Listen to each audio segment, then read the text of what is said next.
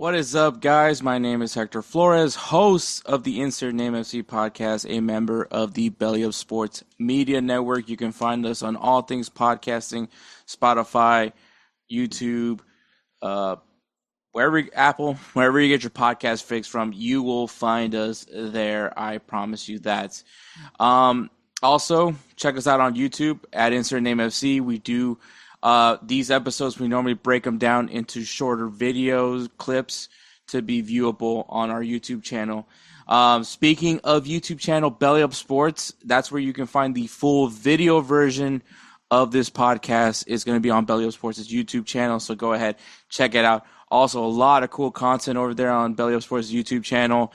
If you guys check it out, I was featured on a new video series called Mic Check, where you kind of get to know a little bit about the many characters of Belly Up Sports. So make sure you guys check out all that, plus all the great podcasting over there. When it comes to sports, obviously a lot of things are happening. NFL's back, college football's back, baseball's near its tail end for the season.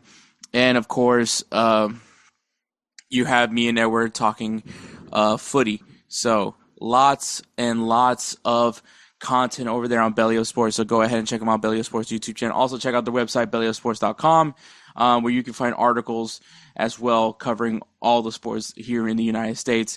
And of course, Goals TV, goz.tv.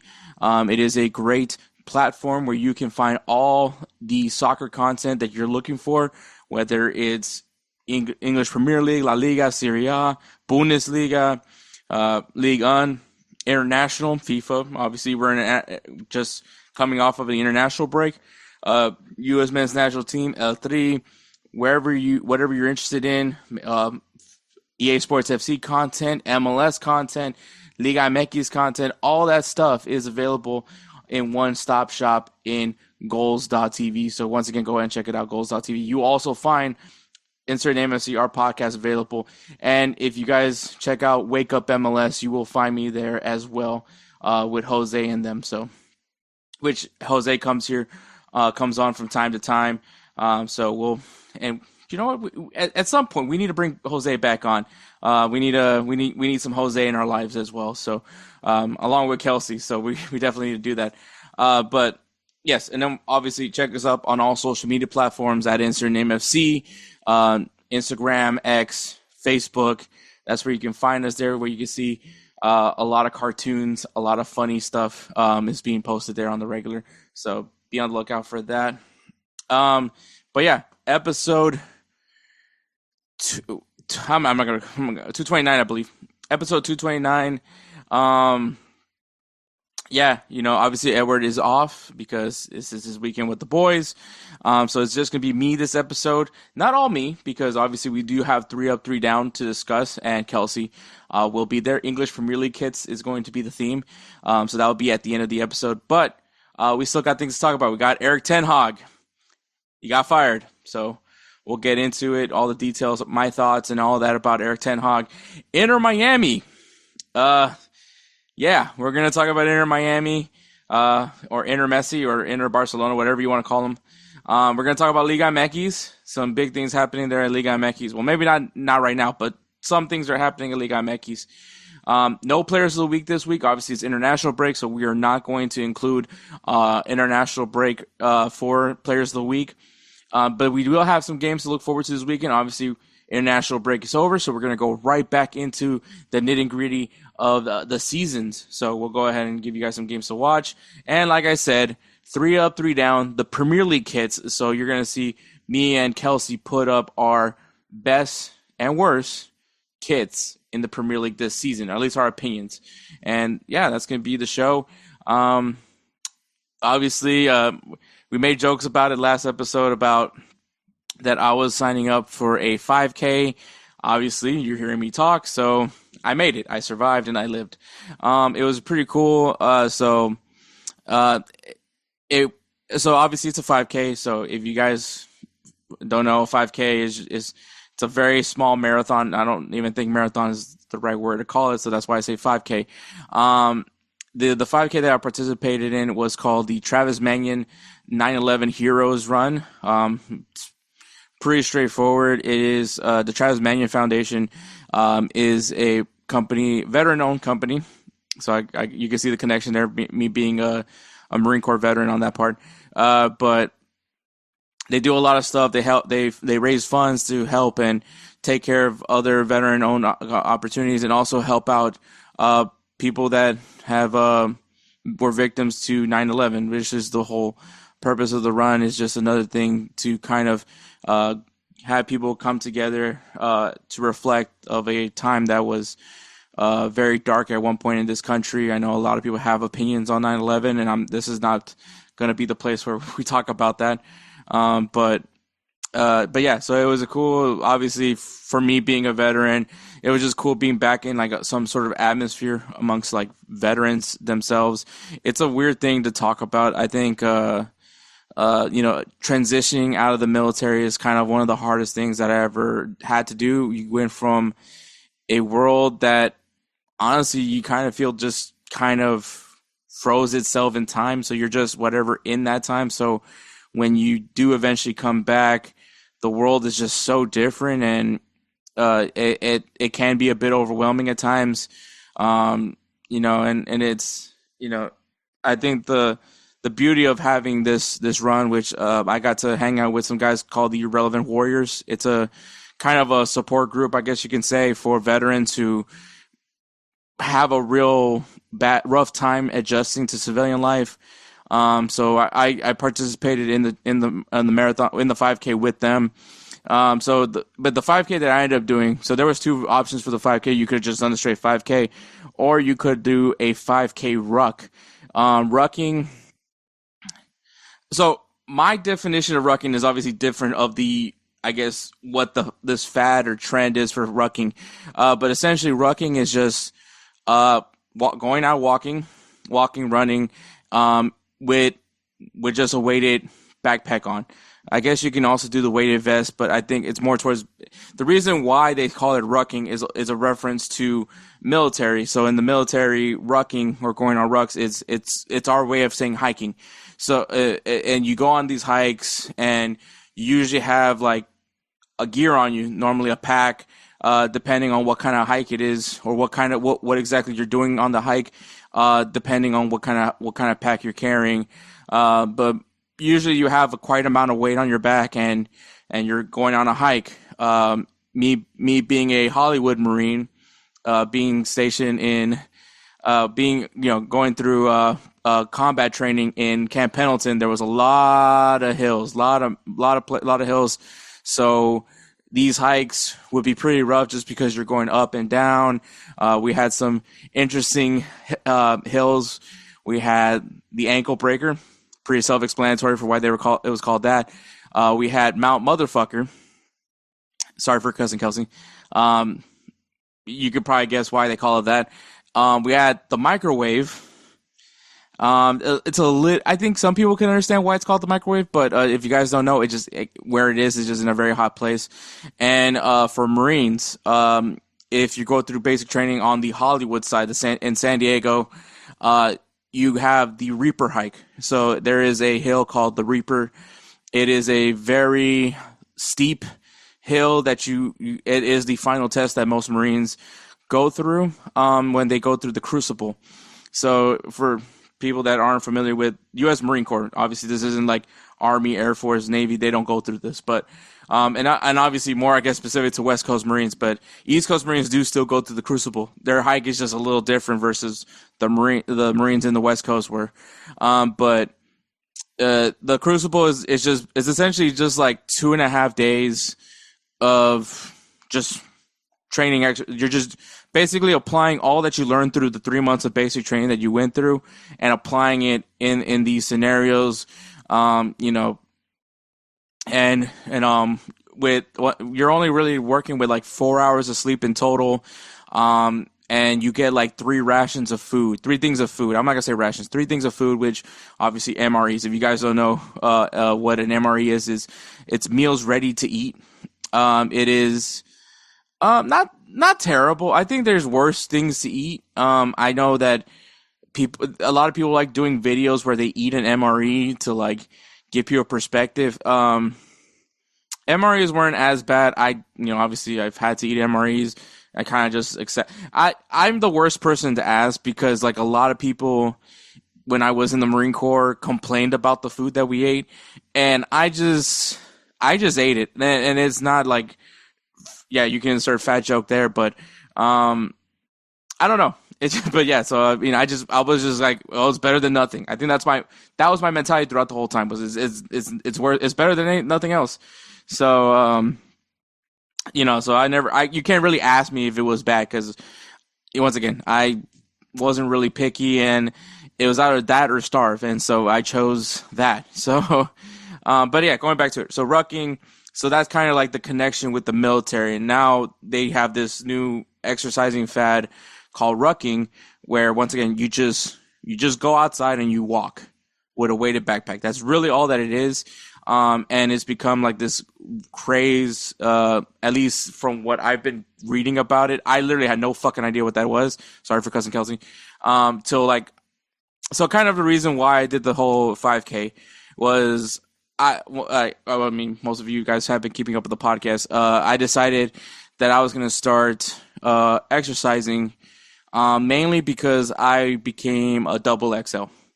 And I was like, I am not having that. So, because of that, I've been I started going to the gym, going back in May.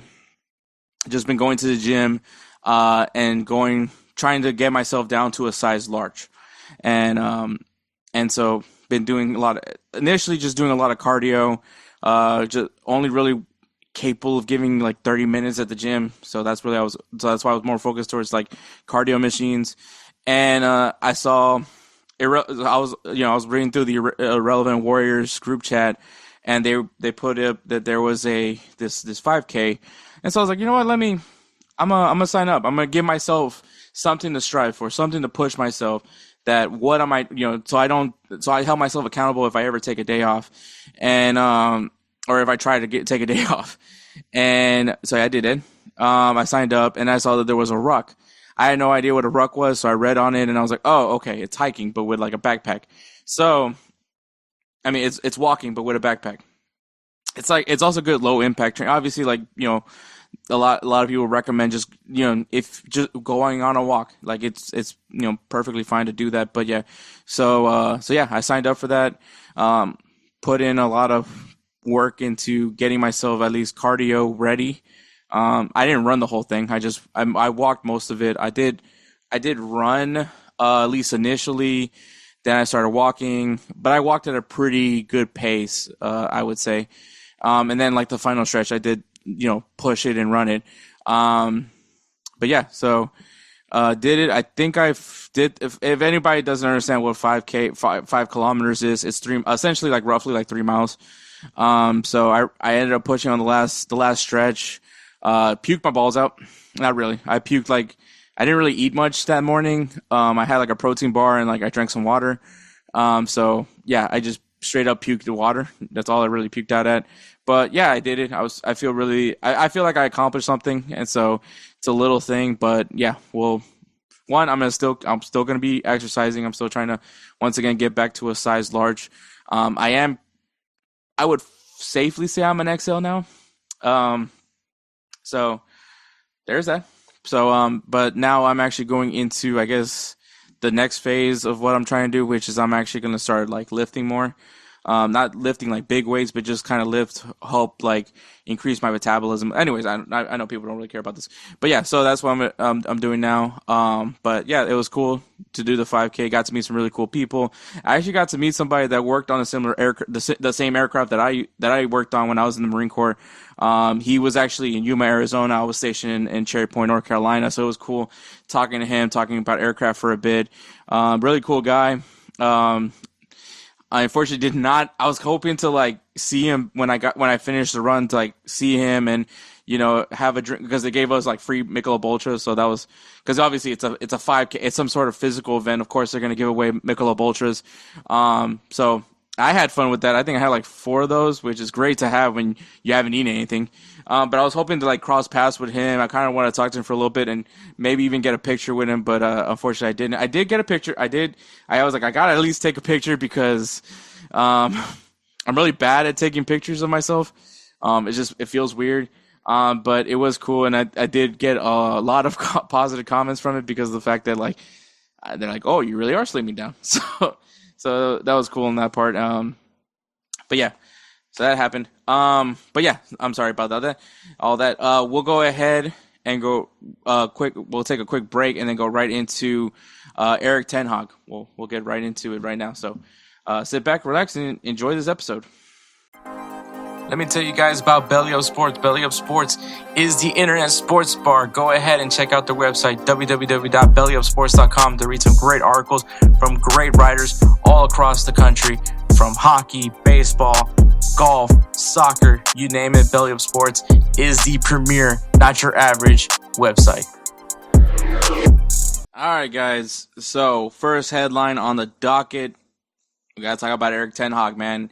So, 2 days in, not 2 days, 2 matches in the Eric Ten Hag era in Bayer Leverkusen, and Leverkusen's like, we've seen enough, get this man out of here. So Bayer Leverkusen has sacked Eric Ten Hag after 2 matches, and this is also kind of like an interesting stretch of days because Fenerbahce sacked Jose Mourinho, and Benfica sacked Ole Gunnar as well. So I know it's Ole Gunnar, okay? These guys, just calm down. I just like saying Ole Gunnar. But yeah, and then so 3 former United managers have all been sacked by their current clubs. I think the Fenerbahce and the Benfica one, I think they at least had a season. At least, I think, roughly a season under those belts. But like Leverkusen, literally, we went 2 games, and I mean, it is a rough start. I'm not gonna say that it's not. I think it's a little too early to be going to like, hey, let's get rid of this guy. But we'll get into it. But yeah, it's only been 2 matches. They've only played 2 matches into the season. Obviously, maybe also it doesn't help in the friendly. I believe they played against some Brazilian academy and lost to that Brazilian academy. But yeah, obviously it's not a good look. But so I will say though, the match that I guess would essentially be kind of the nail in the coffin for Eric Ten Hag was a 3-3 draw to Werder Bremen. I watched this game. I actually mentioned it a little bit in last week's episode where Bayer Leverkusen was winning the game. They were up 3-1. Werder Bremen had a red card. So they were down 1 man, and they drew. They came back and scored 2 unanswered goals to get a point, secure a point, which in many look, people try to say that, that there's no real winner or loser when it comes to draws. No, there is in fact there is draws that you can tell who got the positive result over the other. And it's normally the team that can somehow shit out 2 unanswered goals over the team that had a 3-1 lead. So, yes, as a matter of fact, there was a winner and loser in that draw, and that loser was Bayer Leverkusen. Especially when Werder Bremen were down to 10 men when this all happened. They were already down to 10 men. It wasn't like, oh, they were in full strength still at the time. No, they were down 10 men. So, yes, it was a horrific performance. I watched that game mainly because it was going to be Malik Tillman's debut. And Malik Tillman did get his first goal for Leverkusen. But, yes, it was very much a bad showing. Once again, Leverkusen also received a loss in their first match of the season, and then to answer back with a draw that very much is a loss. You lost 2 points. You missed out on getting 3 points. You had 3 points in your hands, and immediately just pissed that all away. So I see. Like for me though, is it too early to be doing this? I do feel that way. Now, if this was like later on in the year, completely unacceptable, and clearly you should fire him. But the reason why the issue is that we're only 2 matches into the season. But the other thing is also the fact that this is not like the same Bayer Leverkusen team from last year. Very much not. because obviously, one, you lost your manager in Xabi Alonso. He's now with Real Madrid. And then on top of that, you lose a lot of key players from last year. Florian Wirtz is over at Liverpool. Frimpong is at Liverpool. Jonathan Tah is at Bayern Munich. I'm trying to think of all the players. Boniface. He's also gone. So this isn't the same Bayer Leverkusen team from last year. This isn't the same Leverkusen team that went undefeated the year before. This is very much you lost a lot of key players. It'd be one thing if it was just one or two guys, but you lost some very crucial pieces to your team. I believe from that, at least players of note from that team, Grimaldo obviously is still with them, and now you have Lucas Vazquez, which I don't believe is playing yet. I think we might see him. We might see him later on, but yeah, it's you. And I also don't really feel like they did much in the transfer window, at least significant enough to be like Leverkusen. Like I expect a dip in Leverkusen, and it's not mainly because of Aaron Ten Hag. You just lost a lot of good players. It really does come down to that. There's not many teams that can recover when you lose that many key players, and I want to emphasize key players to your team. I mean that it's just logic tells you that it's going to take a while to find players and to fill in the new holes that this team's going to have. And so I don't want to put too much blame on Eric Ten Hag in that department. But in reality, so I think that the sacking is way too early. But this could also just be there has to be something deeper. There has to be something so much deeper to the issues with Eric Ten Hag, and we found that out. Apparently, he was just not well liked amongst the coaching staff, which I think is a lot. Some people are saying that he hired the coaching staff.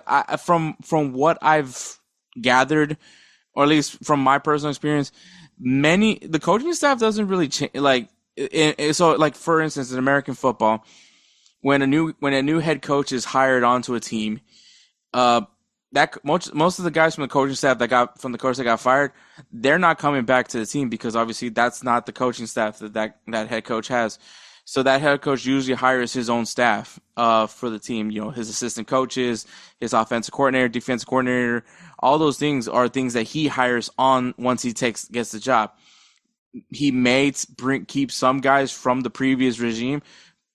Essentially, he has the guys interview for the jobs. When I worked at the Houston Dynamo, most of the guys on the coaching staff were very much still guys from previous years, and only thing that was different was just the new manager, which is Ben Olsen.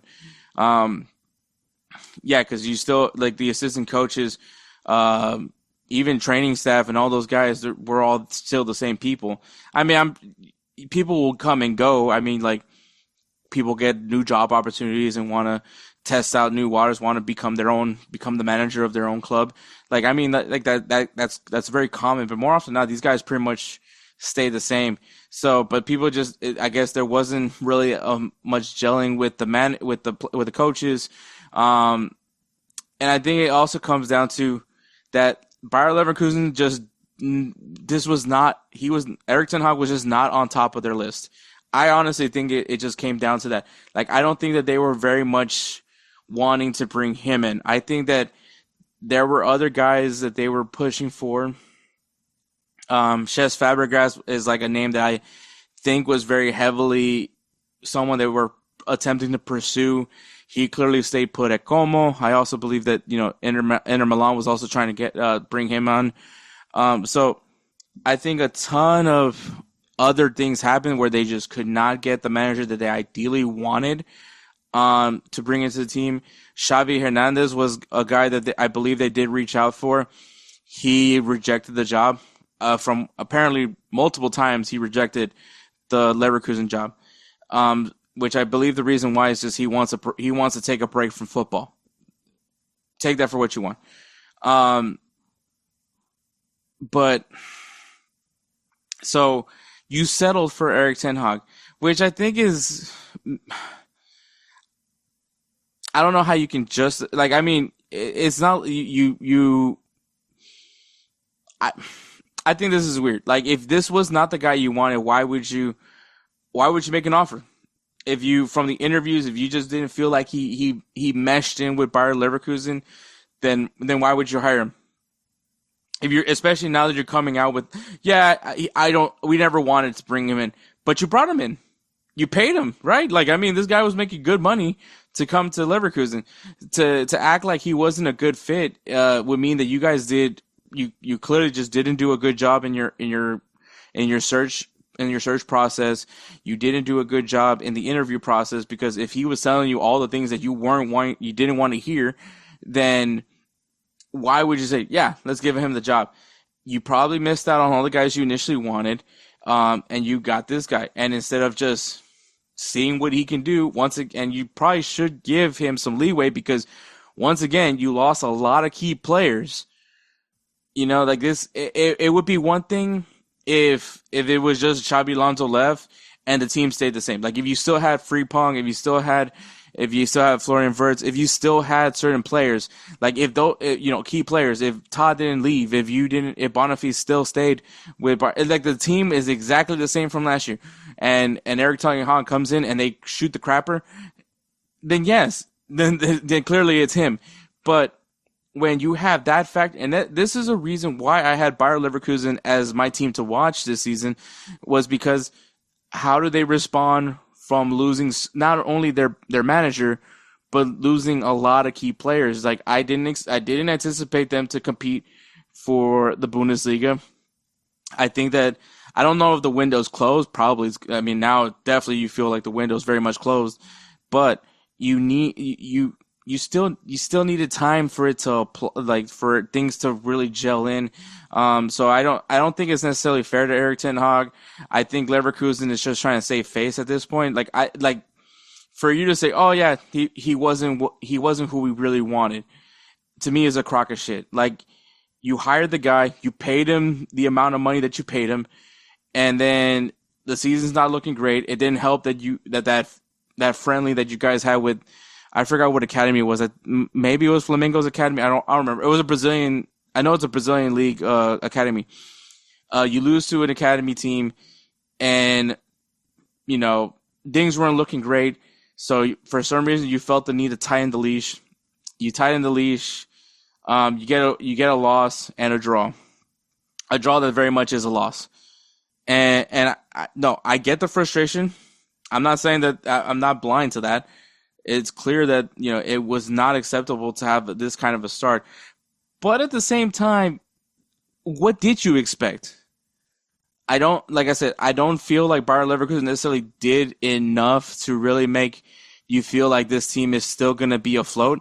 Like, yes, I like the Malik Tillman signing, but that's because I'm a U.S. national team supporter.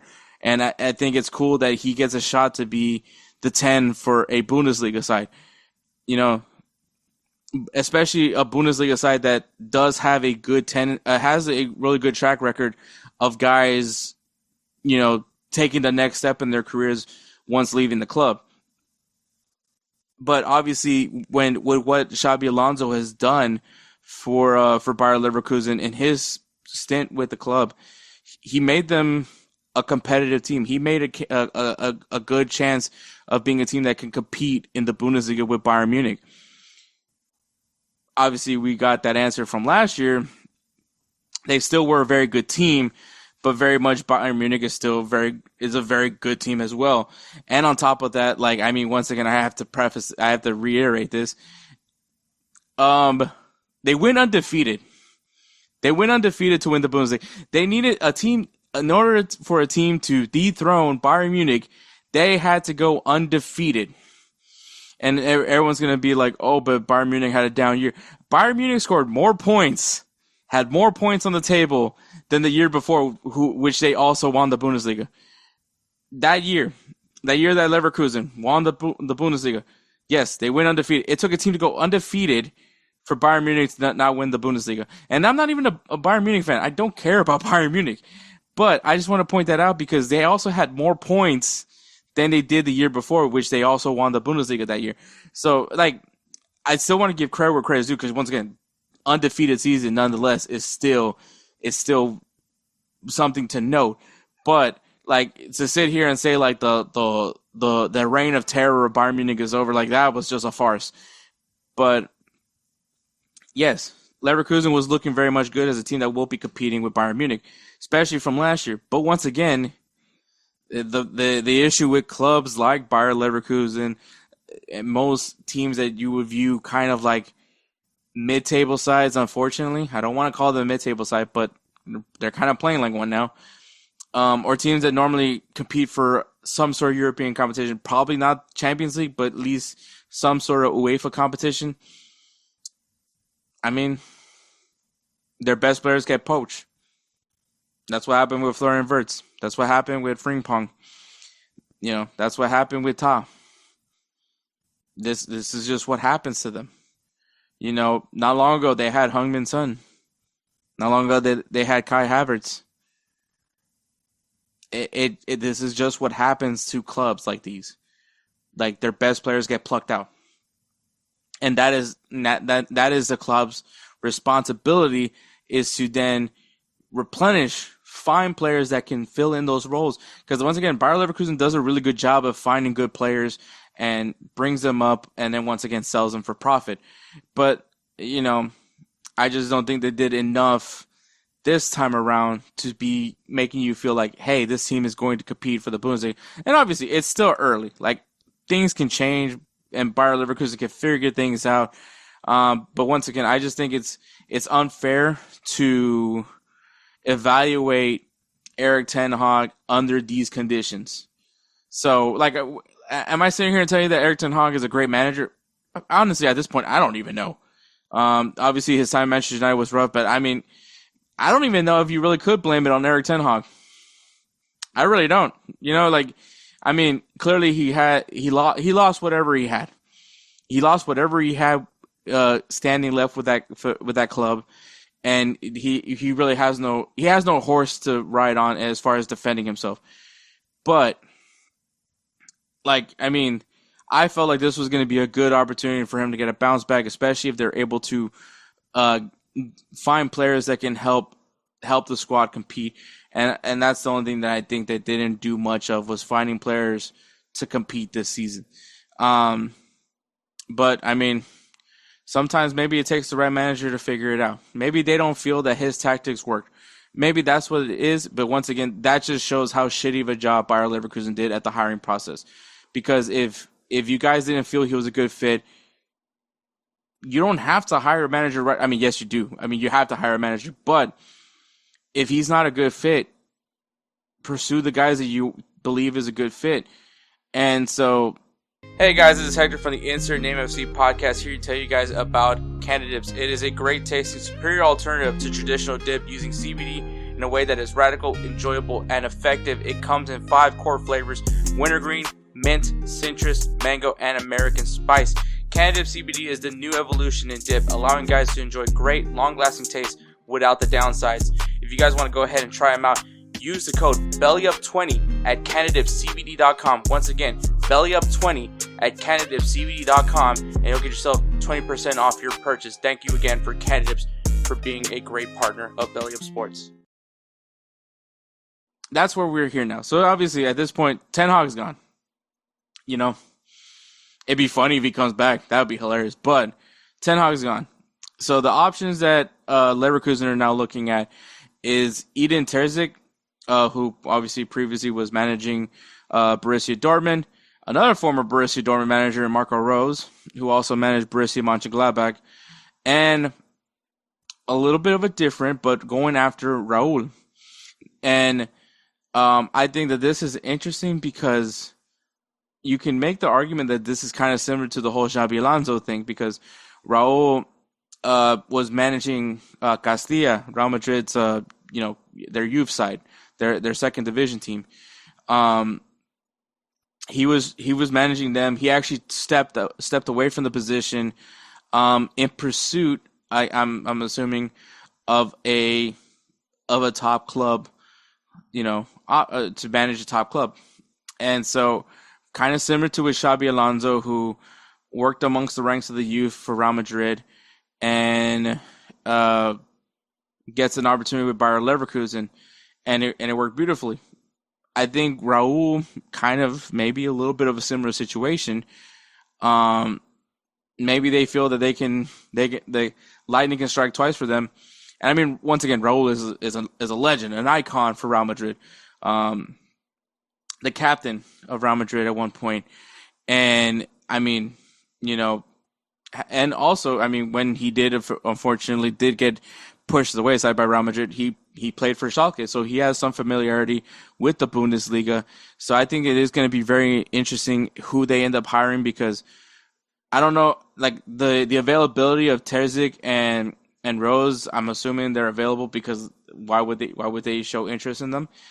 But secondly, Raul is very much available, and if they do feel that, like, hey, it worked with Xabi Alonso, it can work again with Raul.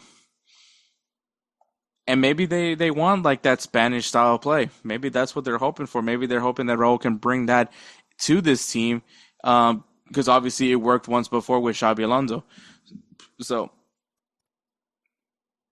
I think that, and I mean, I think if you talk about Terzic and Rose, once again, you're talking about guys that have plenty of Bundesliga experience and know what it takes to keep a team competitive. I don't want to say that know how to win, because obviously, but Terzic did take Borussia Dortmund to the Champions League final, so there is also that. I don't remember too much about Marco Rose's time at Borussia Dortmund, but I would assume wasn't too great. I'm trying to remember, because I think he took over after Tuchel, right? Yeah, I think so. He took over after Tuchel. No, it was Terzic. So I think Terzic was let go. They bring in Marco Rose, and then they brought back Terzic. I don't know. But we'll see what happens with them. We'll see how everything pans out for Leverkusen. Hopefully they don't regret their decision. I mean, look, I'm not here trying to be like a defender for Eric Ten Hag. I'm not trying to say that he's a great coach. But I mean, we'll see what happens with him. What other opportunity is going to come for him? We'll see. Maybe go back to the Eredivisie. Maybe go to Portugal. Go somewhere where you can get a grasp of it and try to find your bounce back, man. Like I really have no idea where you go from here. But we'll see what happens, man. All right, guys. Quick update to the Bayer Leverkusen situation. They have, in fact, hired their new manager, and it is Kasper Hulsmann. He is a Danish manager. His last stint was managing Denmark. That was from 2020 to 2024. So, kind of say he's been out of the game for a little bit over a year. So, but he does have, as far as his managing background, it goes from managing Nordsjælland, Right to Dream, a lot of Nordsjælland, and then also Mainz. He was a manager with them way back ago, but it's an interesting addition to the team. He does prefer the 3-4-1-2 formation. So we'll see how he does here with Bayer Leverkusen. But yes, so they did hire a guy, and it's going to be Kasper Hulsmann taking over at Bayer Leverkusen. So hopefully he gets time. Hopefully he gets his time to actually implement what he wants to do with this team. And once again, the challenge is still very much there. The challenge is 100% still much there. But that is the update on that part. But all right. The next headline is Inter Miami, because Inter Miami, Jesus Christ, what is fucking going on here? Sorry for cussing, Kelcey. Inter Miami. It really has become Inter Miami versus everyone else in the MLS. And I talked about this. So recently, I actually recorded with the guys from La Cuna Galaxia. Great guys. Go ahead and check it out. So I did. We were covering the Dynamo versus LA Galaxy. I don't really want to relive that game, but that happened. But we talked about this Inter Miami. Well, we'll get to what we talked about Inter Miami, but it is starting to become people just not liking Inter Miami, and I think Inter Miami, unfortunately, is kind of becoming annoying. And I think it's because MLS is clearly pushing Miami. It's a clear narrative, and the reason why I say that is in the Leagues Cup, because people give a shit about that stupid tournament. Sorry for cussing. Inter Miami beats Orlando in the Leagues Cup semifinal, which obviously it was significant because Inter Miami has really struggled against Orlando, even with Messi. Hasn't had, at least in recent runs, were struggling against Orlando, and the game was very questionable. But I digress on that part. And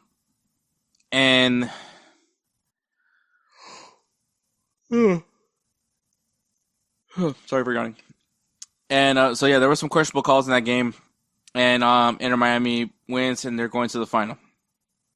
And all over MLS social media was just them getting excited for Inter Miami as if this was like the Triple C or some shit.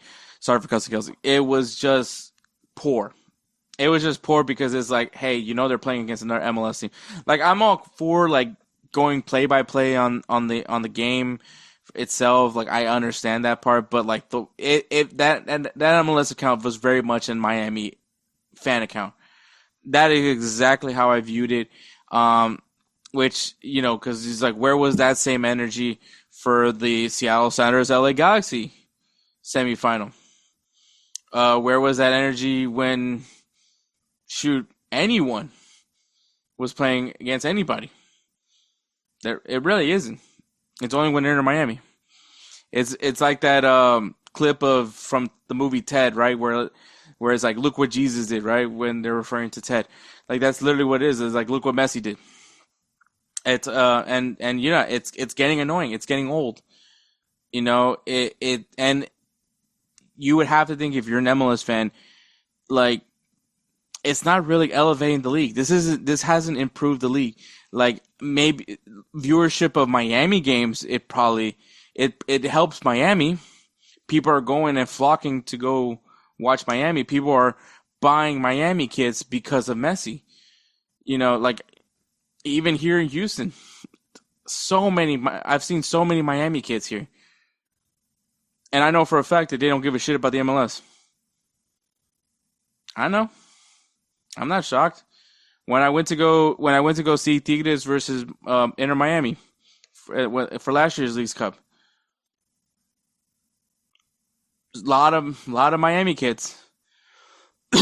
As a matter of fact, when it was clear that Messi wasn't going to play, that stadium was very much not packed. As a matter of fact, you could honestly have said move the game to Shell Energy so it looks fuller, because of how many people just decided not to go because Messi wasn't there.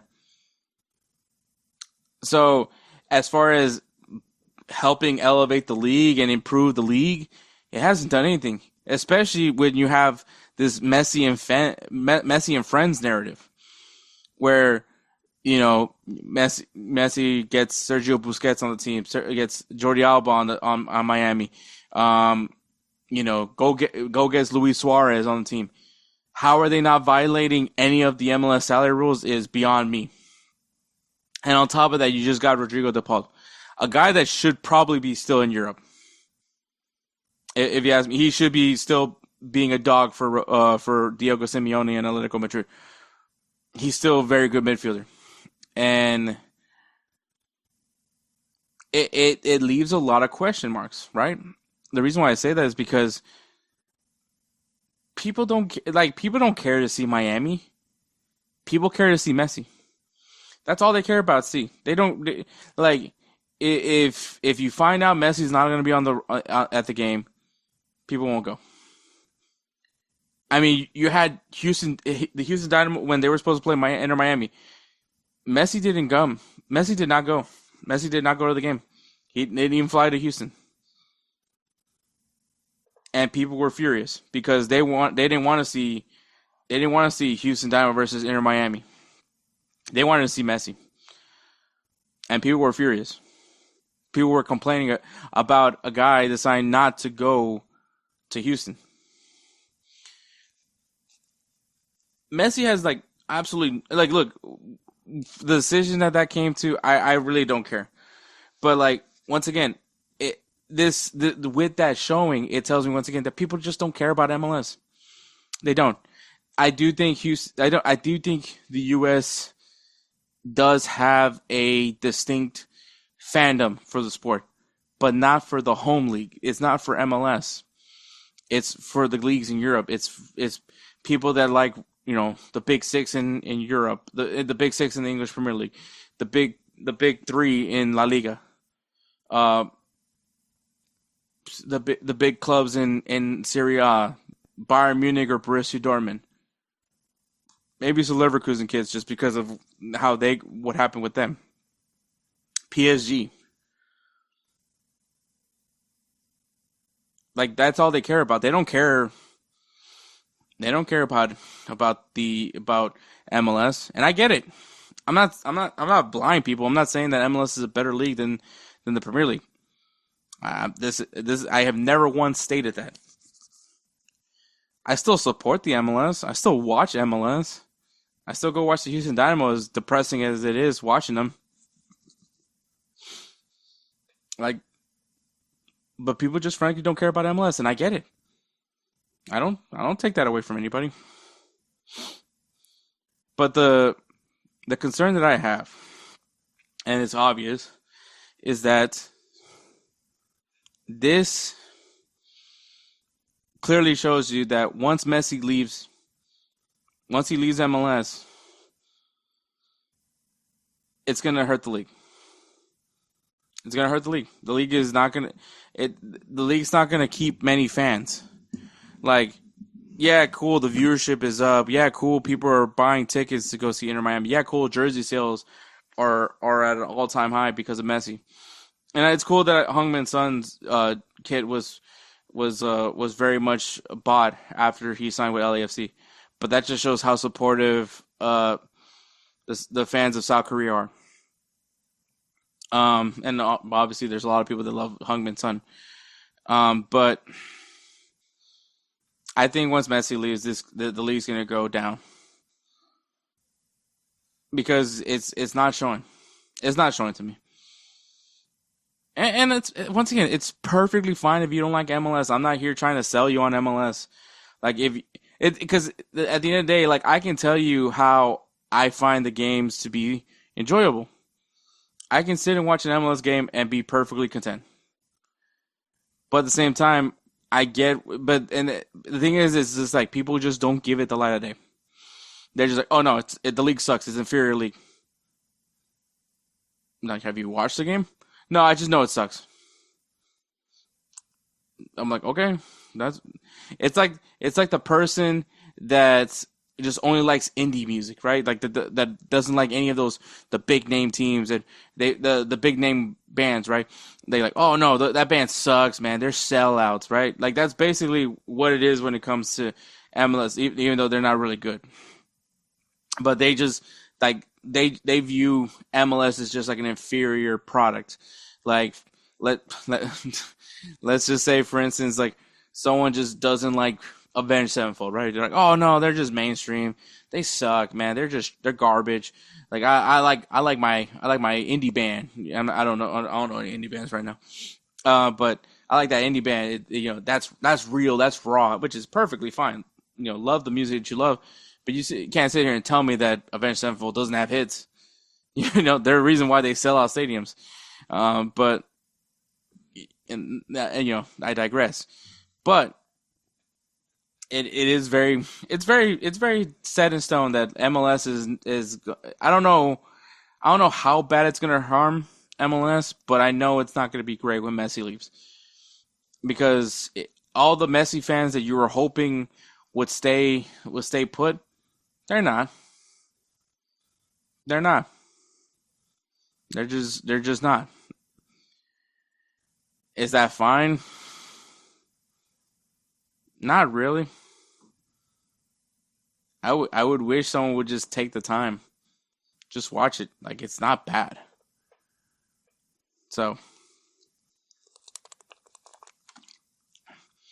and I think what's hurting even more is the frustration of people trying to say that Messi is the best player in the world, which I'm not disagreeing. Obviously, he's getting older, but he's still having his moments. He's still playing like as magical as Messi is. But I mean, the only thing he's got is the Leagues Cup. Didn't win when he the first when they were at the U.S. Open Cup final. Messi couldn't play, but that doesn't take the fact that they lost to the Houston Dynamo. Just want to point out that out. They did win Leagues Cup, right? But they didn't win it after. They didn't win the MLS Cup. They got eliminated in the first round to Atlanta United, which obviously then stirred a lot of people complaining about the playoff format, right? I think that there's going to be some good things that come from the whole Messi thing. Obviously, changing the season schedule to a fall spring season is clearly the right move. And there's going to be changes to the playoff format, which I'm definitely perfectly fine with. But I just don't think that it's once Messi. The whole part of this was hoping to get more MLS fans, and I think Messi leaving is just people are just going to stop watching MLS because once again they don't care about the product of MLS. They just care about Messi. So, but all right, Leagues Cup. So obviously I mentioned that they won the semifinal against Orlando, so that meant they were going into the final, and they were taking on the Seattle Sounders, which Seattle won handedly 3-0. And which also makes Seattle Sounders the only team in MLS to have won and every possible trophy that an MLS team can win. They won the US Open Cup, they've won the MLS Cup, they've won Triple C or CONCACAF Champions League, whatever they called it at the time. And now they've won the Leagues Cup. So any potential trophy, they've won it.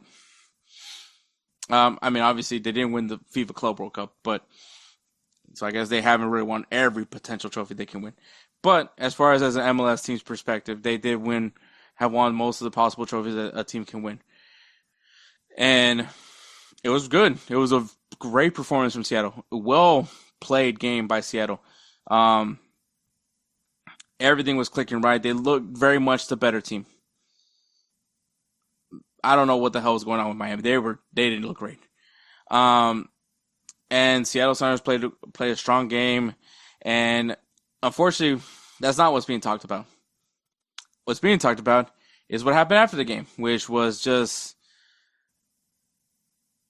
I don't know what to call it. I mean, it was just it just led to nonsense. Heated scuffles between players. Suarez charging at a Sounders player. Busquets even throwing a little bit of slaps here and there. I believe Jordi Alba also got involved as well. A lot of players got involved. And then on top of that, Luis Suarez spitting at an assistant coach, which is kind of funny because around the same time we have also in the NFL a player from the Philadelphia Eagles spitting on the Dallas Cowboys quarterback. That's just a bizarre coincidence. But yeah, this week just seems to be the theme for people to spit on each other. Hawk Tua might be coming back. So, but yeah, and on top of that, there was also footage of like fans like Inter Miami fans fighting Seattle Sounders fans, and people are just like, this isn't this is not U.S. football, U.S. soccer culture, or whatever the hell they want to call it. This isn't me condoning it, but I would say a good part of the game is hooliganism. Not a good part. A small percentage of the game does have hooliganism. I don't condone it. I think it's stupid. But you're gonna have those kind of fans, fans that maybe most people would probably question their passion, because why is that what you're going for? Why do you feel the need to fight the opposing fan base? But it's there. But yeah, you had Inter Miami fans, which once again, it's a lot of Inter Miami has a lot of like Latin influence, and if you're not familiar with Latin influence in football, it can be crazy. I mean, if you guys are not fully aware, I mean, Querétaro and Atlas is a very dark stain, in my opinion, of that kind of hostility. I mean, be that person that's brave enough to wear a River Plate shirt amongst Boca fans. Be that person that's willing to walk around in a Chivas jersey in a clearly Club America area. It's almost gang affiliate if you really think about it.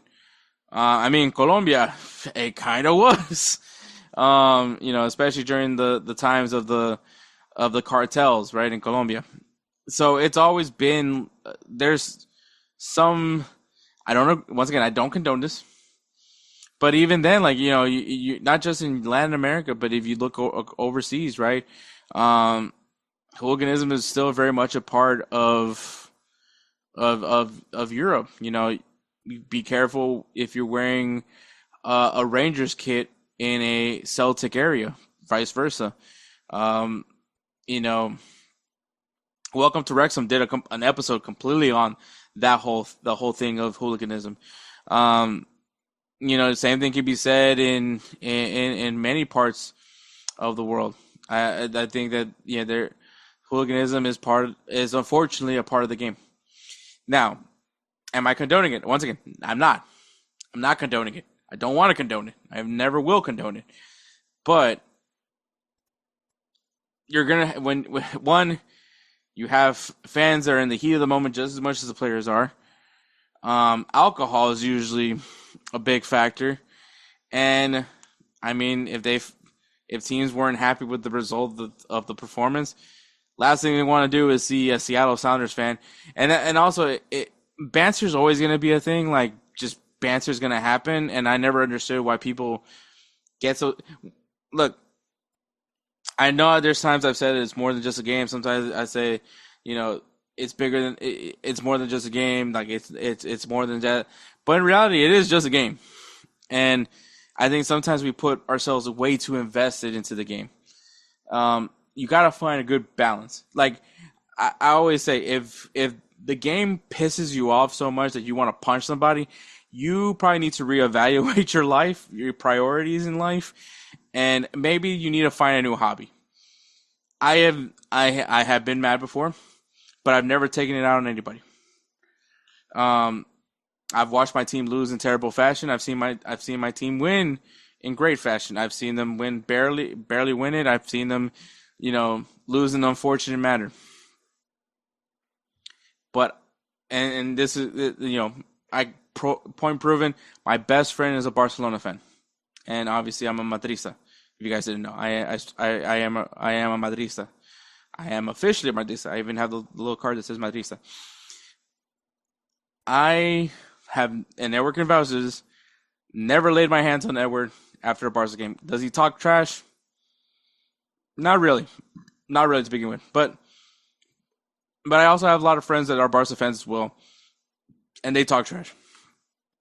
And I've never hit them. I've never felt the need to hit them, nor would I ever want to hit them. Unless I felt my life was in danger, or I felt like someone close, that I'm close with is in danger. But aside from that, why? I'm not a player. I wasn't out there playing. Why would I let that bother me?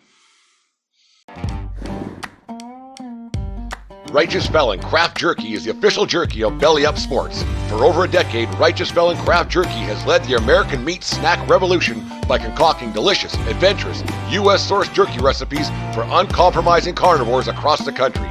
With 15 different flavors to choose from, Righteous Felon has all jerky lovers covered, and by using promo code BELLYUP, you will get 15% off your purchase at righteousfelon.com. Do your taste buds a favor today and rip into a bag of Righteous Felon jerky.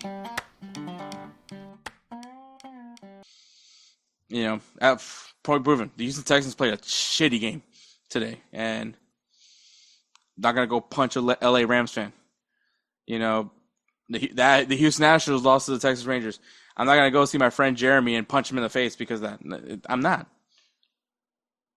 At the end of the day, I got other shit to do. So while I am in the moments of the game and I'm all about the excitement, another point. My family's from El Salvador. That El Salvador Honduras or El Salvador Guatemala games, those games get pretty heated and very intense.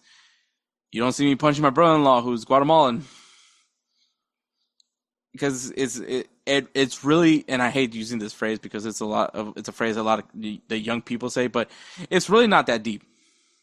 It's really not. At the end of the day, it is a game.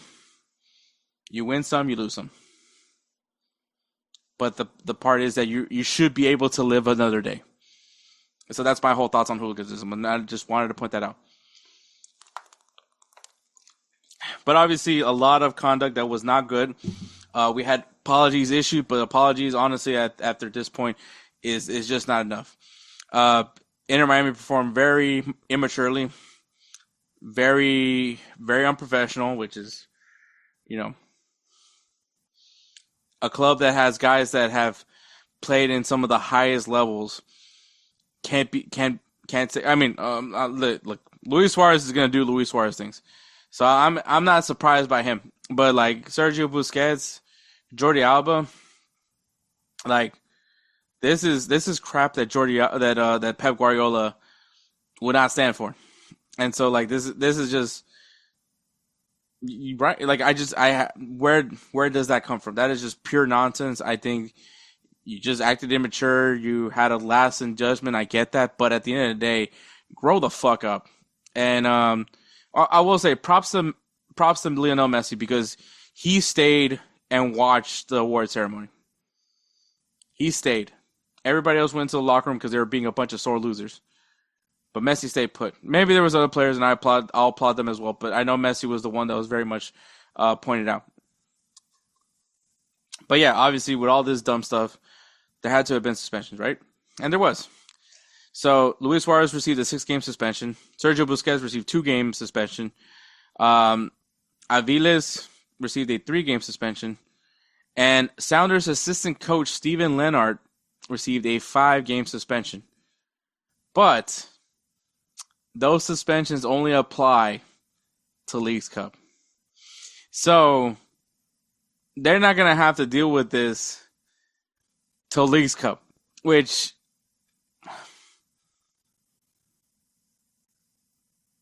that's something they don't have to worry about till like the summertime.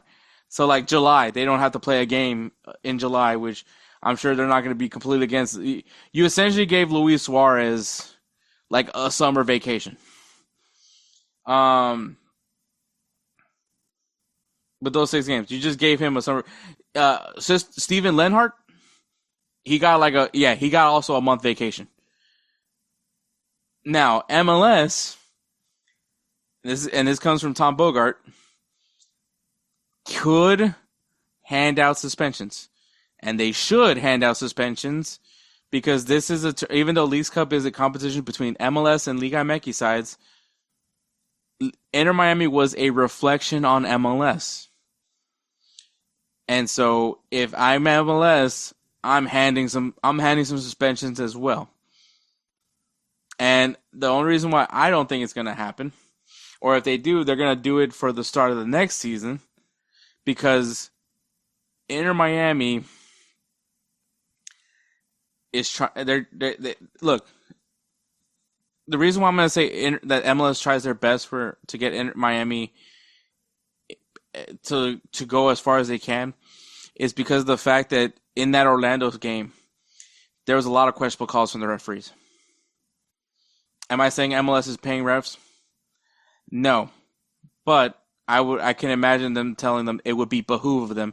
If you guys don't know what behoove means, if you hear someone say, it's a military term normally used, but if someone says it would be behoove of you, it usually means like it would be in your best interest if you.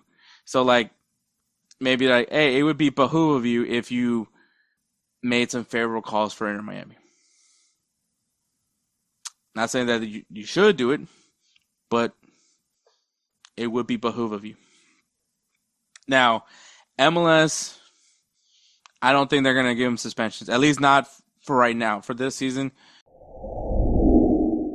All right, guys. There is an update to the suspensions. MLS has, in fact, stepped in and dished out some suspensions for the entire fiasco that happened in the Leagues Cup. Luis Suarez is going to be suspended for 3 MLS games. So not only is he going to be suspended for the games that he already will be for Leagues Cup, but he will be suspended for 3 games in the MLS. And assistant coach Steven Lenhart, who already was dealt a suspension for Leagues Cup, he also is going to have his MLS credential revoked for the remainder of the season. And that's it. Sergio Busquets does not receive any additional punishment. Jordi Alba will not be receiving any additional punishment. It is just going to be Luis Suarez and coach Steven Lenhart. Yes, I do believe it is a total amount of bullshit. Sorry for cussing Kelcey. Yes, yeah, fuck you, MLS. That's all I gotta say. All right, proceed. Sorry for cussing Kelcey. We're going into the home stretch of the MLS season. Playoffs is going to be next month, and Inter Miami. Well, like I said, there's a lot of pressure for Inter Miami that they need to start winning something. I don't count. Leagues Cup was cool because of the fact that like Messi was making his debut. You know, we saw him score a winning free kick against Cruz Azul, all that stuff, and obviously lifting the first trophy in Miami's history. But like now, more and more people just don't care about Leagues Cup. They don't. It's not something as enticing as people care about. I frankly don't like it because Liga MX teams have to play in the U.S. They can't play in Mexico, which I think is stupid. Like, give them a home field advantage as well. Like, these MLS teams need to start getting used to playing in Mexico. Like, if you want them to go far in Triple C, you need to start letting them play in that atmosphere. Because there's no atmosphere compared to here in the U.S. to the atmosphere in Liga MX. I'm just going to be honest with you. But they need to start getting used to playing in those atmospheres. There is actually a home field advantage in Liga MX. That's all I'm going to say. But, yes, MLS, I would be impressed if MLS actually hands out suspensions on Luis Suarez, Sergio Busquets, and Aviles, and even Steven Lenhart. Like, I would be surprised if they hand out suspensions. But if they do hand out suspensions, I guarantee you that I hit my face on that. I guarantee you it will be applied to next year. I'm just saying. But that's just my thoughts. But no, to wrap this up, I do believe Inter Miami. Okay, so I'll say what I'm going to say, and then I'm going to explain it in a non-soccer way. Inter Miami is starting to make me not want to watch the MLS, which is pretty hard because the Houston Dynamo does a really good job of making me not want to watch them. But I still go and support them as someone that's in a terrible, terrible relationship. But Inter Miami just makes this league hard to take seriously. And I get why a lot of people that don't like MLS can't take MLS seriously, because they're doing stuff like this that it doesn't help to take the league seriously. And I talked about this with La Cuna Galaxia. Inter Miami makes this league a little bit unwatchable to me. It's kind of similar to LeBron James with the LA Lakers. Now, am I a LeBron guy? I acknowledge his game, and I think he is going to go down as one of the best. I don't want to say the best because obviously everyone has their own opinions over LeBron James and Michael Jordan. And if you were to ask me who is the GOAT, I would say Kobe Bryant because Kobe was my guy that I grew up with. I didn't grow up with Michael Jordan. I didn't watch Michael Jordan play. I mean, I was literally a baby when Michael Jordan was, winning his titles. But I watched Kobe. So Kobe was who I viewed. And at one point, it was Kobe and MJ. And they actually played the same position. Obviously, LeBron James happened, and then that kind of just overshadowed it. But, so if you ask me, the GOAT's Kobe Bryant. But I think when LeBron, because obviously LeBron James did what he did, won with Miami Heat, won with the Cleveland Cavaliers, and when it was time for him to take his talents elsewhere, he goes to the LA Lakers. Why would he want to go to the LA Lakers? Well, the LA Lakers at that time just couldn't really get things going like they used to. It was no more the days of just signing star players and hoping and not hoping but expecting championships. The league was starting to be a little bit different, especially when you have teams like Golden State Warriors kind of just being a dominant force in the league at the time. And they knew LeBron is very familiar with the Golden State Warriors, so they were like, hey, let's bring LeBron here to LA. And, and obviously this was like a way for LeBron to even solidify his career more than I brought the Heat a championship. I brought a championship to Cleveland. How about me resurrecting the Los Angeles Lakers? I'm a Kobe fan. I just want to point that out.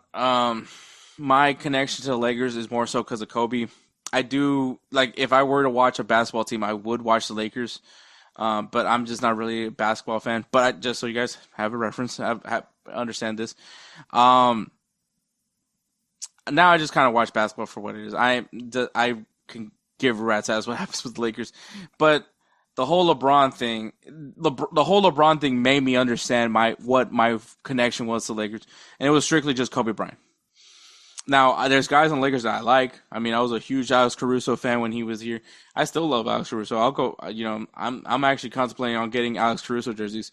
Luka Doncic is kind of interesting. But even that's kind of making me not want to watch the Lakers. I don't know. I think it's because him and LeBron. I think, obviously, I like Luka Doncic. I think he's a great basketball player. But him and LeBron, it just the thing is, LeBron fans are annoying. And, to mix that in with Lakers, and I know there's a lot of annoying Lakers fans, trust me. But it just makes me not want to watch the Lakers. So that's when I realized I'm not a Lakers fan at all. I was just a fan of Kobe Bryant. I was a fan of Shaquille O'Neal, Derek Fisher, Big Shot Rob. Still am a huge fan of Big Shot Rob. I mean, the dude's won a lot of championships with some really good teams. But anyways, that's not my whole point. But the reason why I was saying Inter Miami makes MLS unwatchable because it's mostly people that just care about Messi. And I think that's kind of what it is with the Lakers right now. It's just a lot of people that really love LeBron James. I think there's a lot of Lakers fans that are getting kind of tired of the whole LeBron thing. And they just want the team to win championships. They just want the Lakers to win championships. I think that's really what it is. And I don't think that they see it with LeBron. And I kind of agree. I kind of do.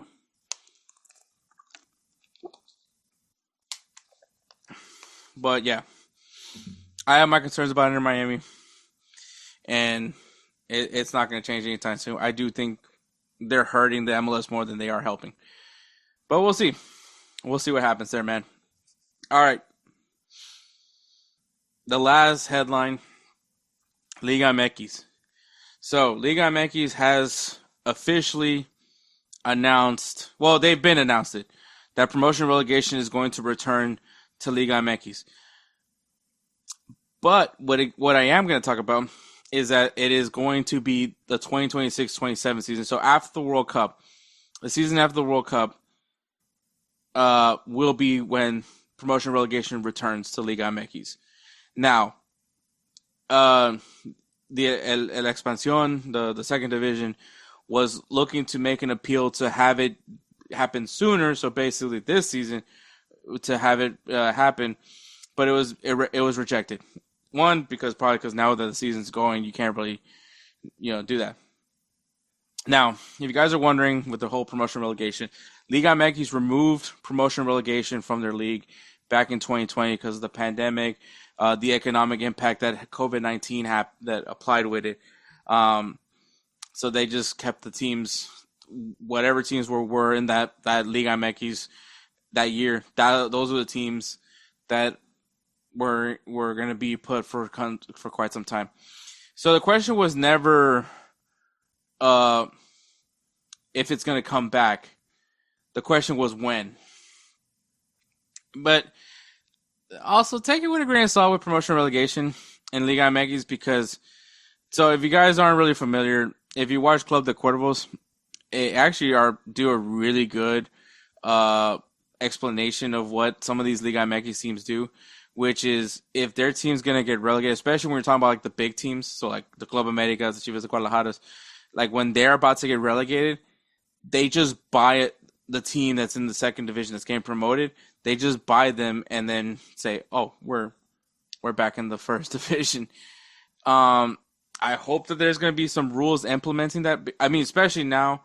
One, I hope that there's going to be a rule implemented that you can't have multi-ownership of clubs. I think that's a massive problem. Obviously, it impacted Club León from competing in the Club World Cup because of it. So I think that there's a lot of things that need to be taken care of, and bringing back promotion relegation is going to be really great, especially for people that want to see, eventually the rebranded Monarcas come back. Would love to see, Veracruz. Would love to see Dorados. Any of the clubs that were FC Cancun that's owned by Jeff Lunau, see those teams get a chance to showcase what they can do in Liga MX in the top flight. It's one of those things that I always remember. Just there were certain teams that I was very oh, I've never seen this team before. Atalante, Chiapas. Teams that I was familiar with because just watching Liga MX for so many years, and not to see them there But I think also it adds that element now where consequences once again. I think this is stuff that a lot of guys in Liga MX have been wanting to see again. You heard Mohamed from Toluca talk about how if we don't change, we're not going to be any different than the league above us, right? Which is not above us in a hierarchy sense, but above us up north, which was MLS, because MLS doesn't have promotion relegation. And I think this is good for the league. It just adds consequences to being terrible. It really does. I mean, at the end, look, I am a promotion relegation guy. I would like to see MLS have promotion relegation. It just right now the logistics makes absolutely no sense into it. And I am pulling for USL. I am 100% pulling for USL. I want them to show that the theory that the fans wouldn't stand for promotion relegation is a crock of shit. I want them to show that, hey, we need to have a reason to get these owners to give a crap. And promotion relegation is a good way to tell them if they give a crap or not. That honestly, that's just how I feel about it. But I'm happy that Liga MX is bringing this back. It should be coming back. I would love to see different faces in Liga MX. It probably pushed me more to want to cover this league because unfortunately, we take breaks when Liga MX starts, and it's not really their fault. I think it's just because of the way Leagues Cup is done, and they want to play some games before Leagues Cup to get, especially because they kind of go into a disadvantage for Leagues Cup. Because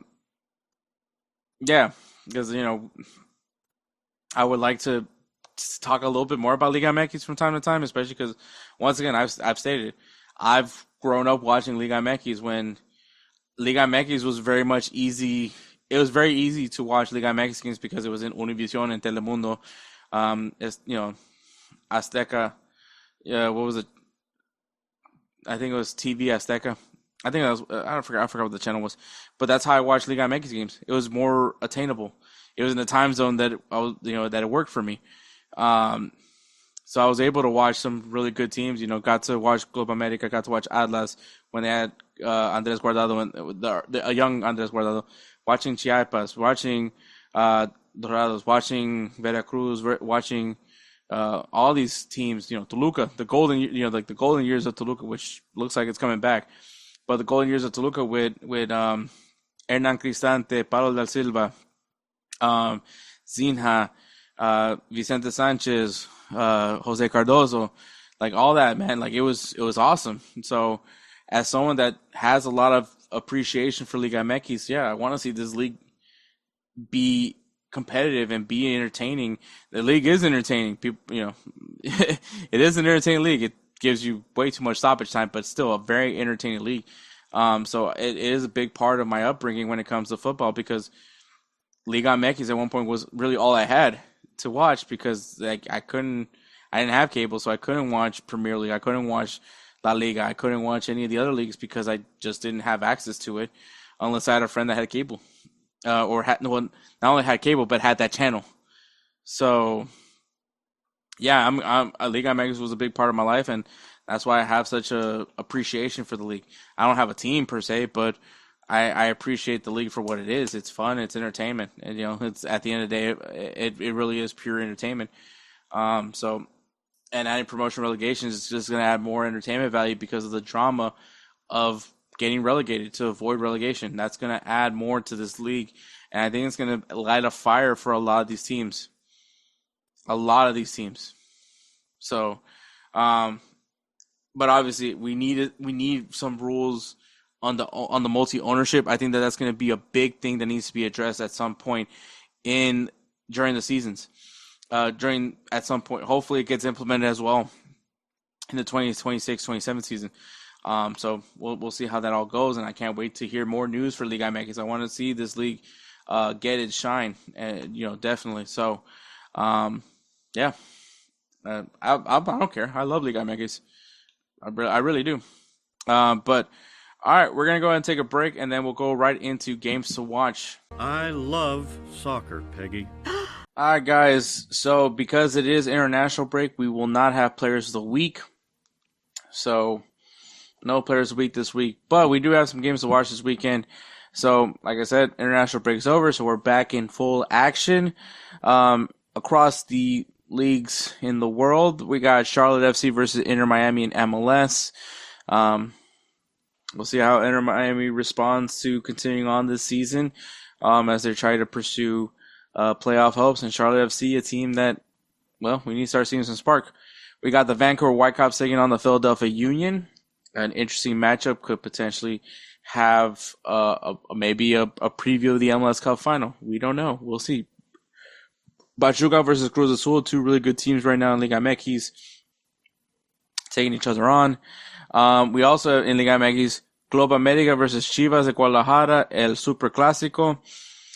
Chivas is definitely not in good form, but we'll see if they can do something in a really big rivalry in Liga MX now. Take it with a grain of salt. Not necessarily sure where it is now, especially with the way Chivas is playing over the years. But it's still a matchup that I do tend to still very much enjoy and watch, because once again, it's a big rivalry. It's a classic, and a super clásico, the super classic. So make sure you guys, if you guys aren't into Liga MX, maybe go ahead and check that game out and see for yourself. And in Turkey, or Turkey apparently, it's Fenerbahce versus Trabzonspor. So two really big fan bases. We'll see how they respond. Both of them starting fairly well. Also one without a manager. Well, probably have a manager pretty soon, but we'll see how that all transpires over there in Turkey. In Ligue 1, we got PSG versus RC Lens and Stade Rennes versus Lyon. Lyon, really good start to the season. Can they continue on and maybe compete for a Ligue 1 title amongst PSG? We'll see what happens, man. In the Bundesliga, we got Bayer Leverkusen versus Eintracht Frankfurt. We'll see how the post Eric Ten Hag era is going to look like for Bayer Leverkusen. And Borussia Mönchengladbach taking on Werder Bremen, mainly because of Gio Reyna. We'll see how he responds to this international break. In the Serie A, we got Juventus versus Inter Milan, AC Milan versus Bologna. I believe this is a rematch of the Coppa Italia. So we'll see what AC Milan learned any of their lessons from that time. In La Liga, we got Real Sociedad versus Real Madrid, and Barcelona taking on Valencia, who not looking pretty good right now, early on in the season. In the Premier League, we got Crystal Palace versus Sunderland, and the Manchester Derby, Manchester City versus Manchester United, and it is the first of not the first. It's the second matchup for the jersey bet. It'll be Edward taking on Spencer. So we'll see what color Manchester will be. Will it be red or will it be blue? I really wish it wasn't colors involved with certain gangs. But here we are. Especially when you're trying to say a town is a specific color. But well, I digress on that one part. But yes, it is not all the games that are being played this weekend. But if you guys are looking for a good beginner's guide, I think I'll give you guys some good matches to look forward to.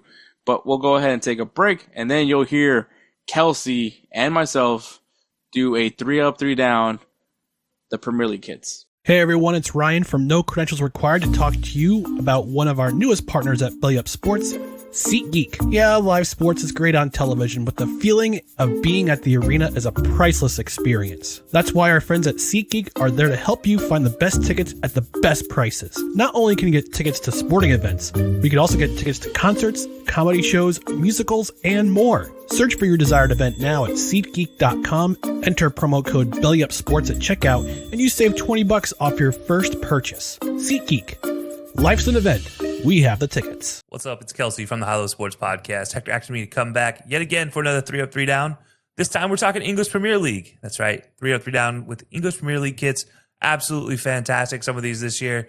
But let's start with my 3 downs. Let's get these out of the way because, well, there's some, I don't think anybody's surprised to hear this, some rough ones. Look, there's some winners, there's some losers. A lot of times, some of these newer clubs, they just kind of stick with what they got. The manufacturers aren't sure if they're going to stick around, so they're just going to stick with the traditional. Sometimes those are good. Sometimes they're not so good.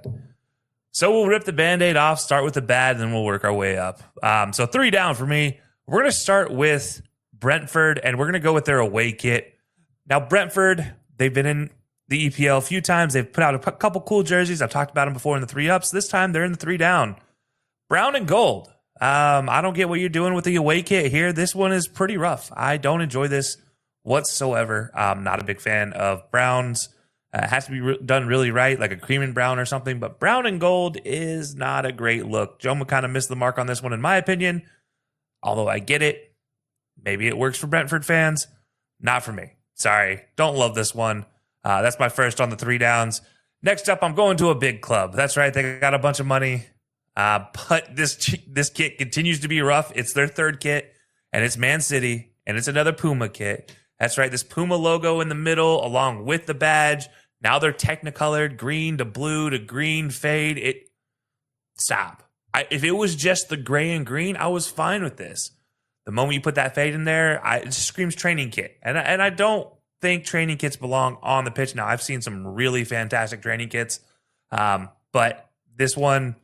Not even of those. This one is like the penny they give you and you're forced to wear as a kid. And you're like, man, I don't really want to do this.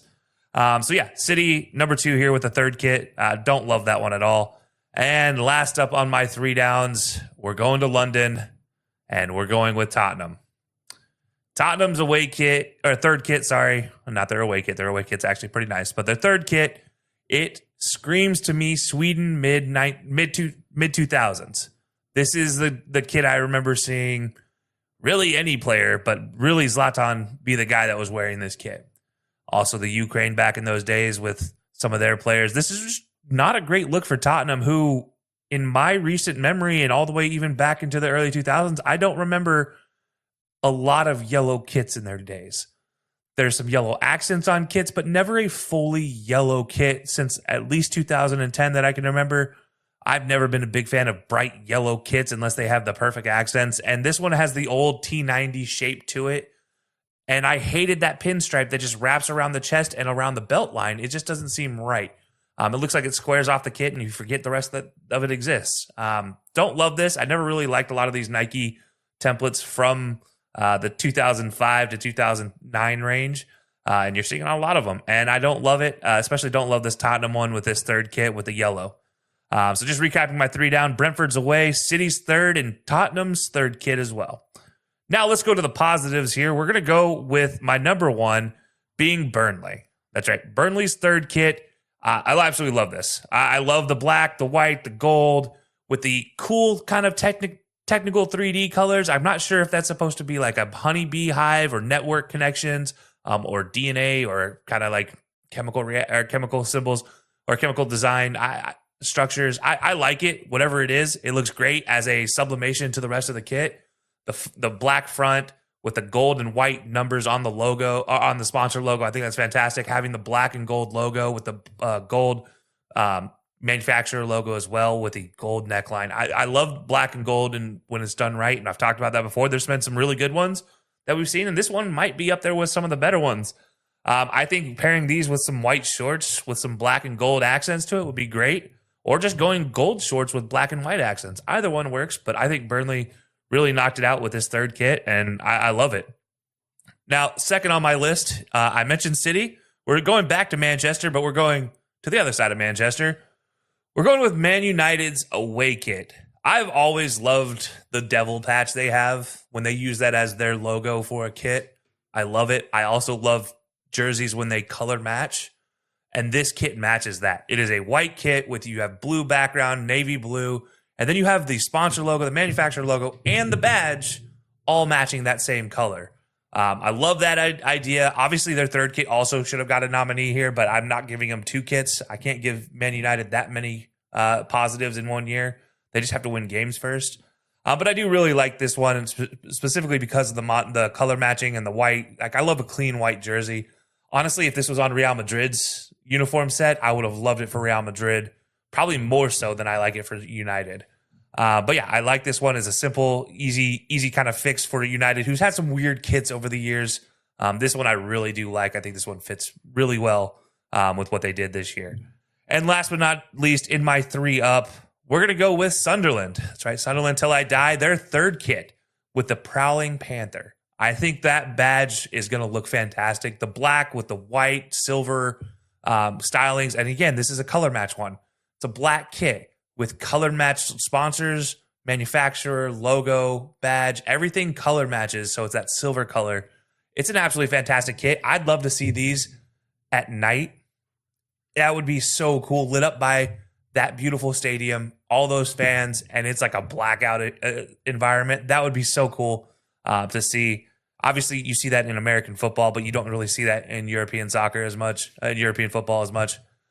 So yeah, I would love to see the Sunderland third kit in a nighttime game in Sunderland with all of the fans dressed in black. I think that would be an amazing environment. It's already an amazing environment to play there.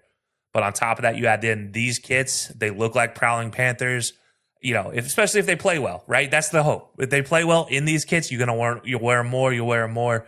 That'll make sense for ownership. I love this kit for a lot of opportunities, but also just from the design of it, just looks fantastic. So my 3 ups are Burnley's third kit, United's away kit, and Sunderland and their third kit. Hector, I appreciate it as always for having me on. You guys can check me out over on High-Low Sports at high_low_sports on Twitter and High-Low Sports everywhere else. We go live every Wednesday, 8 p.m. Eastern time for all your content on the Belly Up social media accounts. So until next time, guys, I appreciate it, and we will see you soon. Fight and win! All right, thank you, Kelcey, for coming on once again. Guys, check out High-Low Sports, man. Great stuff over there. Him and DJ covering all the sports, obviously the sports in the U.S., especially if you guys like NFL, NBA, MMA. They talk, baseball. They do cover it over there at High-Low Sports, so go ahead and check it out over there. But yeah, so we'll see if me and Kelcey have similar thoughts on these kits. There is some similarities, but we'll get to it when we get to it. But all right, my 3 down for the Premier League. And number 3, we have Brighton's third. I just don't like this kit. I have never liked this kit design that they do. Once again, I've said it plenty of times. It makes me think of referees. So yeah, don't like it. Never liked it. They've come out with similar designs for it of this version, and once again, I just despise it. So I always have to mention it in my 3 downs if they ever come up, whenever they bring up this design. My second kit that I just did not like. And obviously, I am a massive hater of this club, and I'm going to continue to be a massive hater of this club. And I'll bash it any chance I get, and that is, of course, fucking Tottenham. That is right, ladies and gentlemen. Go figure. I hate Tottenham. And I don't like this third kit. It is... Look, I get that everyone's coming out with these, like, Nike trying to do this. I'm just not a fan of having the badge in the center, but then have the Nike sponsor also on the other side. Like, if you're gonna do this, either have them both centered or both like be on each different location. But I mean, it's just a yellow kit. Aside from that, it's plain boring. And once again, fuck Tottenham. Sorry for cussing. And my number 1 worst kit, in my fucking opinion, is Manchester City's third. What the fuck is this? Honestly, just what the fuck is this? Sorry for cussing, Kelcey. It is. If you guys run marathons, if you like to run at night, wear this shirt because you're definitely going to get spot. I hope it's reflective because that's what the vibe gives me. That this is just, don't like it, not great. Yeah, disgusting. But we'll go to my 3-ups, So starting off with my 3-ups, I have Everton's away kit. And I mean, I love the cream. I'm just gonna always say it. I'm a sucker for cream kits. I love that they also like have the badge match with the kit color. It's also a collar. So when I envision Jack Grealish, I envision him in this. It looks like a thing of beauty. So solid kit from Everton. Hopefully they can, be better than where they were last year. And then on my second kit, my second favorite kit is Sunderland's third kit. It is just clean. It is, sometimes you can't go wrong with a black kit, and I think they did a great job. I love the just a straight, I'm guessing Cougar, right there. It's a cool badge. I like the badge. I just like the everything about it. Black. I like the silver or gray, whatever that is. But it's a good clean kit. Like, hey, like sometimes simplicity does wonders, and I think especially with Everton and Sunderland, they did a really good job at that. So solid, strong kits. I think. Especially if you're a Sunderland fan, your return to the Premier League, you get to rock that. You're definitely all about it. And my number 1 kit, you can say I'm biased. I don't give a shit. Sorry for cussing, Kelcey. Is Arsenal third kit. Like I said, man, sometimes you don't need to go over the top. You just need to do a nice, clean kit, and it's going to work wonders. I love this kit. I'm definitely going to buy this kit, especially because I do support Arsenal. But the kit is just clean. I love the just having the straight cannon. I love the once again, it's a collar kit. I love collars. I don't shy away from that. It's just a clean white kit. It's a thing of beauty. Bellissima is what Riccardo Calafiore said. So I'm sticking with what my guy said. So yeah, those are my 3 ups and my 3 downs. Once again, guys, check out Kelcey at High Low Sports, man. Love him to death. We'll definitely have him on the podcast to talk some footy whenever we got some things in line. But yeah, man, thank you so much, and we'll go ahead and we'll just go segue right into the recap, right into breaking. Yeah, I can't to end this episode. That's what we're trying to do. That's what we're gonna do. We're gonna end this episode. Anything's possible. Anything's possible. All right, guys. Thank you so much for listening to episode 229. 229. It's 229, right? I'm pretty confident it's 229. We're gonna see whether or not it's 229. I don't know why I'm saying all this out loud to you guys. Yeah, it is 229. Episode 229. Thank you so much for listening. This was obviously I'm alive. I survived that 5K. And I hope to do another one at some point. Maybe one that I'll actually run from start to finish. But yeah, thank you so much for listening. Make sure you guys check out bellyupsports.com. Lots of great articles are constantly being written on that over there. Check out their YouTube channel at Belly Up Sports so you can see all the awesome podcasts that are available at the Belly Up Sports Network. Also, check out my Mic Check episode with Vince Stover. So if you guys want to see a little bit behind the scenes of me and how Insert Name FC came to be, well, you can find it over there. X and Instagram, Belly Up Sports. Pretty straightforward. That's where you can find it. Belly Up Sports, not your average website. Go ahead and check it out. Also, Goals TV, GOLZ.tv. Go to goals.tv, especially if you're looking for soccer content here made in the USA. There is some international stuff as well, but go ahead and check it out, especially if you're trying to see what exactly is the American's perspective, the real American football fans, not American football, the real football fans here in the United States. Like, if you guys are trying to not find the typical dumb American, besides me, you'll see some stuff over there. But check them out on X at goals_TV. Once again, at X at goals_TV, GOLZ._TV. Jesus Christ. And on Instagram, goals.tv, GOLZ.TV. That's where you can find them. You can see all the content they're posting. You'll find me from time to time on their YouTube channel, and which you can also find on goals.tv. You can find me sometimes on Wake Up MLS, talking some stuff. I'm currently in a Premier League fantasy league with them, which don't think I'm doing great. I think I got my first win last week or the week before. And yeah, I've not done a really good job of tracking that team. But if you guys want to see the banter between those guys, we'll have Jose from time to time on this podcast. So if you guys really love Jose, that's another place where you can find him.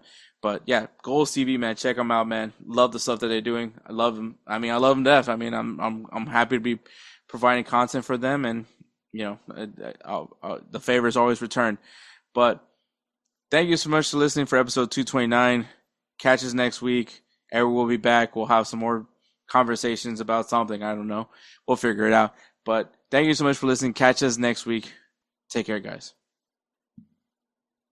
Oh, shoot, man, my bad. Shout out to Roosevelt Spencer. If you guys hear the intros and outros, you're hearing something a little different now. Yeah, it's made by him. So we love Spencer to death. So much that he is a namesake of our Player of the Year award, the Roosevelt Spencer Player of the Year. So if you guys, please check him out at That Guy Dope. Once again, at That Guy Dope. If you guys need some beat work done, whether you're trying to get some beats for your podcast, whether you're trying to get maybe you're a musician yourself, at the end of the day, especially if you're podcasting or doing YouTube, that copyright is kind of a bitch. So sorry for cussing, Kelcey. So make sure you guys check him out at That Guy Dope. Once again, at That Guy Dope.